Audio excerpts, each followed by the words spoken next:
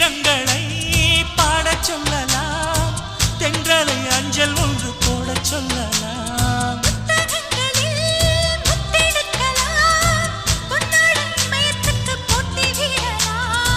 பூமிக்கு பொட்டு வைத்து பார்க்கலாம் பார்க்கலாம், பூவுக்கும் ஆடை தைத்து போடலாமா?